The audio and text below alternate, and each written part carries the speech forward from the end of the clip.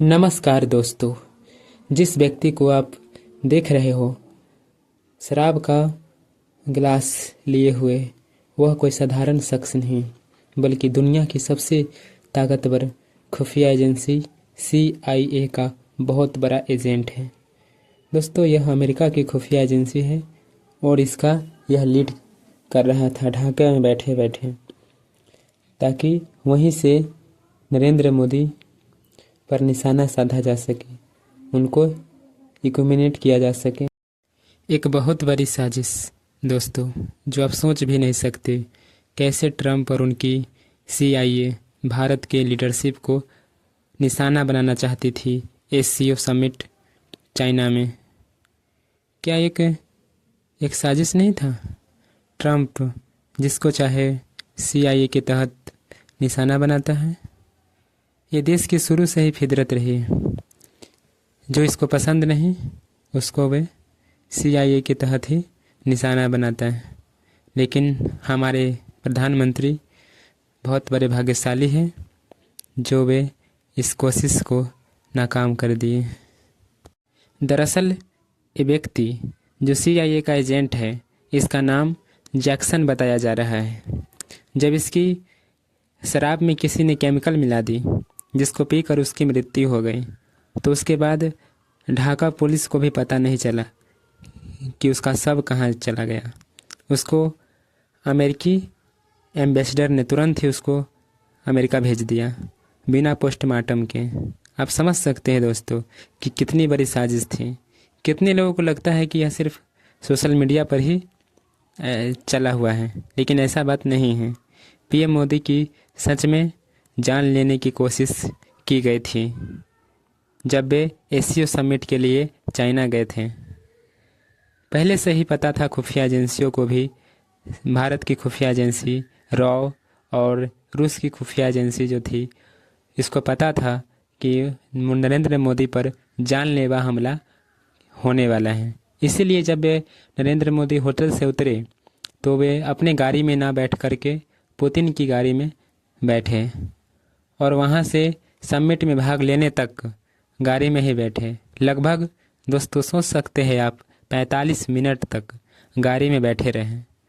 जब कोई लीडर या कोई राष्ट्रपति या कोई प्रधानमंत्री समिट में भाग लेने जाता है तो गाड़ी से उतरकर तुरंत ही समिट में भाग लेने जाता है, लेकिन वहाँ पर पहुँचने के बाद भी लगभग 45 मिनट तक गाड़ी में बैठे रहे। दुनिया ने इस तस्वीर को देखकर बताया कि दोनों की कितनी अच्छी दोस्ती है। दोनों दोस्त तो वास्तव में है ही है, लेकिन उससे कुछ भी उस दिन था। पुतिन ने भारत के महान प्रधानमंत्री श्री नरेंद्र मोदी को जान बचा ली। एक सच्ची दोस्ती को समय पर निभाया और नरेंद्र मोदी की जान बचा ली और अपनी कार में उन्हें बैठा लिया। ये होती है सच्ची दोस्ती, जो बुरे समय में भी साथ रहती है। अमेरिका की ये पहली बार कोशिश नहीं था। अमेरिका जिस देश में भी चाहता है कि मेरी सरकार, उसकी सरकार उसकी बात क्यों नहीं मान रही है, तो उस देश में वह तख्ता पलट करा देता है।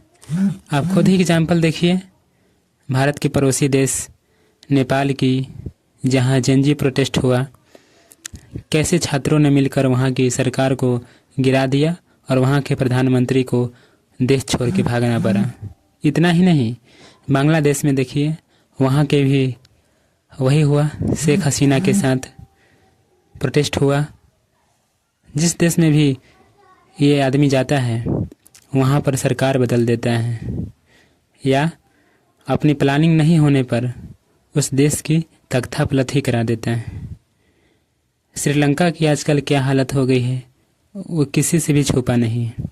एक एक करके यदि देखा जाए तो भारत के जितने भी पड़ोसी देश हैं सबको कमज़ोर करता जा रहा है, सबको तहस नहस करता जा रहा है। ऐसे में क्या भारत में भी अमेरिका की साजिश कामयाब होगी? अब अमेरिका का एक ही टारगेट है और वो है नरेंद्र मोदी। इस बात को खुद नरेंद्र मोदी ने जब SCO समिट से भारत आए तो बोले थे एक भाषण के दौरान कि आप लोग ताली क्यों बजा रहे हैं, मैं चीन गया था इसलिए, या फिर वहाँ से लौट कर आ गया इसलिए। आप खुद ही सुनिए। उनके चेहरे पर उदासी थी। वैसे नरेंद्र मोदी कभी भी ऐसी बातें नहीं करते, न ऐसी उनके चेहरे पर कभी उदासी रहती। सदैव ही गरिमा से उनका चेहरा खिला रहता है। लेकिन उस दिन वे उदास थे।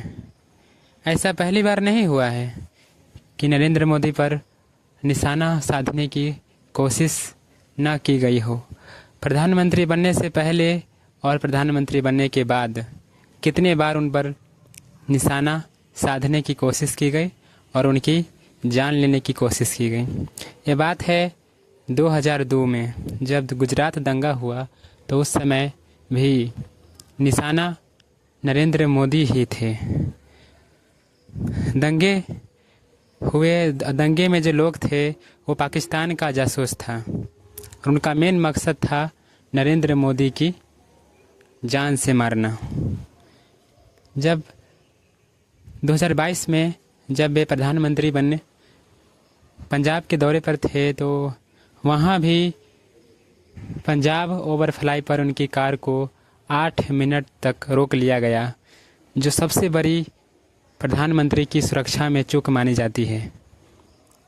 हालांकि प्रधानमंत्री का काफिला कभी रुकता नहीं है, लेकिन उस समय 8 मिनट, आप सोच सकते हैं प्रधानमंत्री की जान को कितना खतरा हो सकता था। जब वे वापस प्रधानमंत्री दिल्ली गए तो उन्होंने बोले कि मैं धन्यवाद करना चाहता हूँ पंजाब के मुख्यमंत्री का कि मैं आज सकुशल लौट पाया हूँ वहाँ से। इतना ही नहीं, जब वे 2014 में प्रधानमंत्री के कैंडिडेट के रूप में पटना में रैली कर रहे थे गांधी मैदान में, तो वहाँ भी आतंकी से जुड़े हुए लोग शामिल थे और वहाँ पे बम ब्लास्ट कर इनकी हत्या करने की कोशिश की गई थी। दोस्तों, उस बम ब्लास्ट में 8 लोगों की मौत हुई और कितने लोग घायल हुए। मोदी जी वहाँ पर भी सकुशल बच गए। इस घटना के बाद से नरेंद्र मोदी ने विदेश दौरे या फिर समिट में भाग लेने बंद कर दिए है अभी फ़िलहाल, ताकि उनकी सुरक्षा हो सके। इस घटना के बाद से अमेरिका और CIA की दुनिया भर में पोल खुल चुकी हैं कि किस तरह से अपने पावर का इस्तेमाल करते हैं और दूसरे देश की शासन को ख़त्म कर देते हैं। क्या भारत में भी अगला शिकार भारत ही होगा अमेरिका का? दोस्तों बताइए, कमेंट कीजिए।